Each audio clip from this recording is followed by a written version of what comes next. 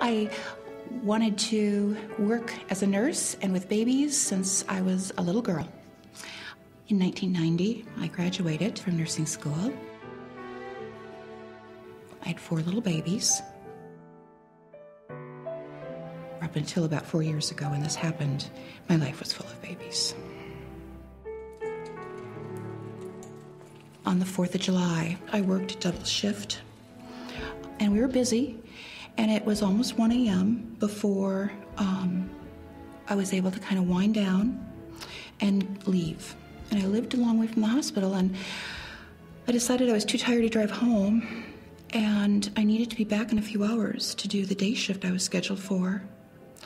And so I laid down in a patient room on a patient bed and tried to sleep, and got up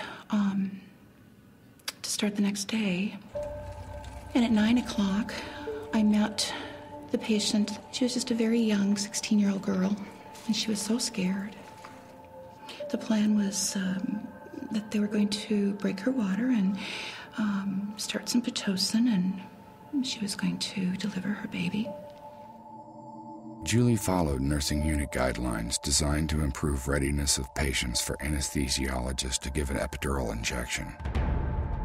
She adhered to the checklist of the guidelines and prepared the anesthetic medication at the same time that she had antibiotic medication ready to go.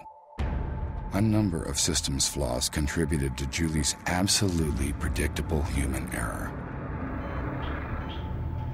So I got her IV, her antibiotic, and her epidural bag. Both bags had ends that received IV tubing. I had her antibiotic in my hand. I knew that. But I didn't have her antibiotic in my hand. I had her epidural medication in my hand. And after it started running, I heard a sound and turned to her bed, and she was already arresting. People came to the room immediately, many people. Dozens of people who were familiar with both of those medications that we used. Everyone saw that hanging there. In fact, I said, I just hung this antibiotic, and I think she's reacting to the penicillin. And then someone cleaning the room found the bag. They brought it to me, and they were crying. They put it in my hands. And it didn't make sense for a while. And I kept looking. And then it just crumbled. Julie administered the wrong medication.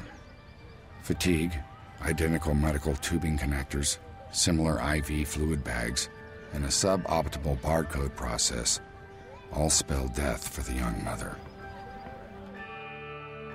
The hospital fired Julie. She was criminally indicted.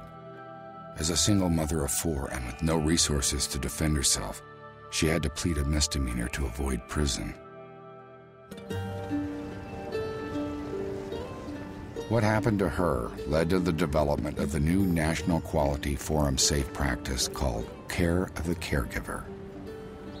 Well, the Julie Tao story is really a tragedy because she was hung out to dry for making a mistake which was clearly caused by a whole host of very bad systems.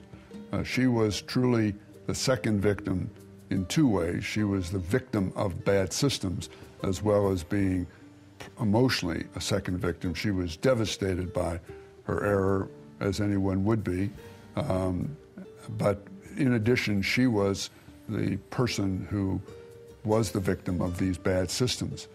And the lesson, I think, is not just that hospitals need to be responsible for their systems and fix them, which is clearly what they need to do. But there's a second lesson here, and that is Julie Tao was fired, she was indicted, she lost her license because she was presumed to be incompetent. There's no evidence that she was incompetent. No evidence was ever produced that she was incompetent.